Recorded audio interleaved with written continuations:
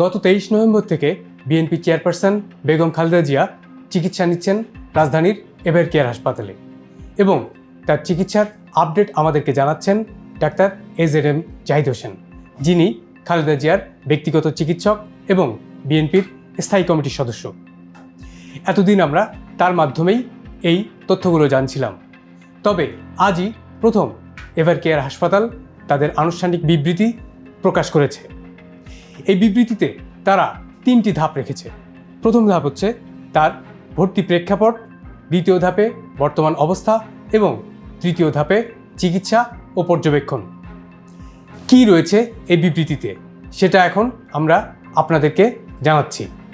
সাবেক প্রধানমন্ত্রী বেগম খালেদা জিয়ার স্বাস্থ্যের সর্বশেষ আপডেট ডিসেম্বর 11, 2025 দুপুর 1টা। সম্মানিত সাবেক প্রধানমন্ত্রী হার এক্সিলেন্সি বেগম খালেদা জিয়ার জন্য দেশি বিদেশি বিশেষজ্ঞ চিকিৎসকদের সমন্বয়ে গঠিত মেডিকেল বোর্ড MDT এর পক্ষ থেকে জানানো যাচ্ছে যে ম্যাডামের স্বাস্থ্য সংক্রান্ত সর্বশেষ অবস্থা নিম্নরূপ।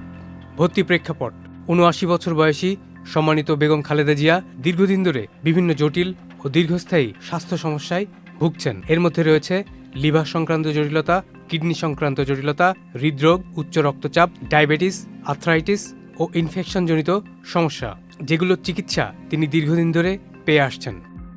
এবার নিজ বাসভবনে অবস্থানকালে তার শ্বাসকষ্ট, কাশি, জ্বর ও শারীরিক দুর্বলতা দেখা যায়, কিন্তু ক্রমান্বয়ে শারীরিক অবস্থার অবনতি হলে 23 নভেম্বর 2025 তাকে এভার কেয়ার হাসপাতালে ভর্তি করা হয়। ভর্তি পরবর্তী পরীক্ষা নিরীক্ষায় তার ফুসফুস, হৃদযন্ত্র ও কিডনির অবস্থার দ্রুত অবনতি পরিলক্ষিত হয়। তাকে তাৎক্ষণিকভাবে কেবিন থেকে উন্নত চিকিৎসা ও নিবিড় পর্যবেক্ষণের লক্ষ্যে ক্রিটিক্যাল কেয়ার ইউনিটে স্থানান্তরিত করা হয়।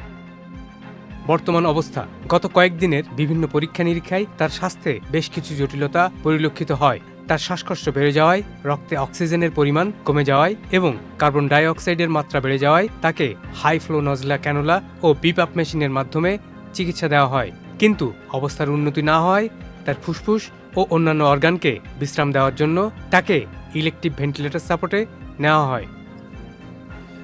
গত 27 তারিখে তার অ্যাকিউট প্যানক্রিয়াটিস ধরা পড়ে, যেগুলোর নিবিড় চিকিৎসা এখনও চলছে।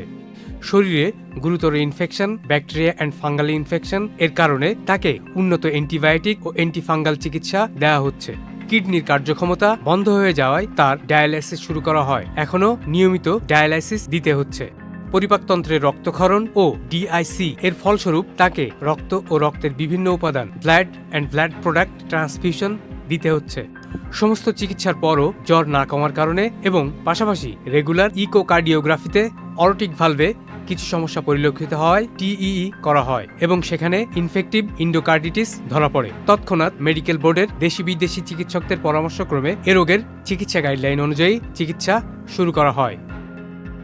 চিকিৎসা পর্যবেক্ষণ: দেশি বিদেশি মাল্টিডিসিপ্লিনারি বিশেষজ্ঞ চিকিৎসকদের সমন্বয়ে গঠিত মেডিকেল বোর্ড MDT প্রতিদিন বেগম খালেদা জিয়ার শারীরিক অবস্থা নিবিড়ভাবে পর্যবেক্ষণ করে তার চিকিৎসা দিয়ে আসছেন।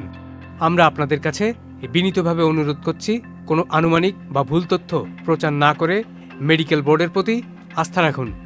রোগীর ব্যক্তিগত গোপনীয়তা ও মর্যাদা রক্ষায় সকলে সহযোগিতা করুন। আমাদের মেডিকেল টিম সর্বোচ্চ পেশাদারিত্ব, সতর্কতা ও আন্তরিকতার সঙ্গে তার চিকিৎসা চালিয়ে যাচ্ছে।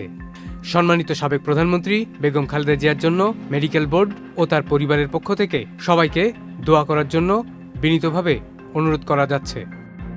ধন্যবাদ আনতে মেডিকেল বোর্ডের পক্ষ থেকে professor doctor Shahabuddin Talukdar, ever care হাসপাতাল, ঢাকা।